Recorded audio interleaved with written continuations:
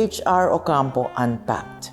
We have the privilege to have two works by H.R. Ocampo at the spectacular Mid-Year Auction 2022 that both come from one legendary collection, that of Don Eugenio Lopez Jr., otherwise known as Don Henny. The first work is perhaps one of H.R.'s most talked about, most remarked on, and best documented in multiple publications, in his biography, as well as in the narrative of the Philippine art landscape. This is because it represents a pivotal period in his artistic career, both as a writer and as a painter.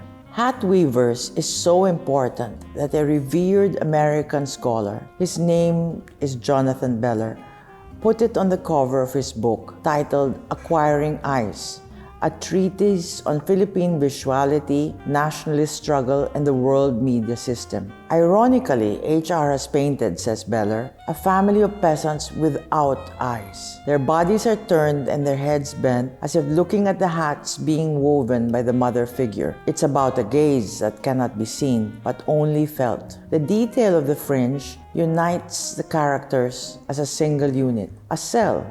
H.R. would later use the cell or a unit of an organism to express himself. One has to remember that hat weaving was a handicraft from Quezon and from thence Baliwag, Bulacan. It relied on families to produce these hats, usually composed of 3 to 4 people, 3 to weave and 1 to block the hat. Hat weaving would have a good run until the start of the war. In the 1940s, it had become somewhat antiquated and was, for the city dweller like H.R., a man from Maypaho, Caloocan, the perfect device to express what H.R. himself would call his proletariat period, the working class who had become commodities just like the hats they wove.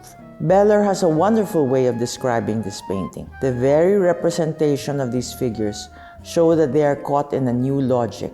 They may have eyes to weave hats, but they cannot see themselves with the eyes of modernity and history, eyes that see them as materials with which to weave the future.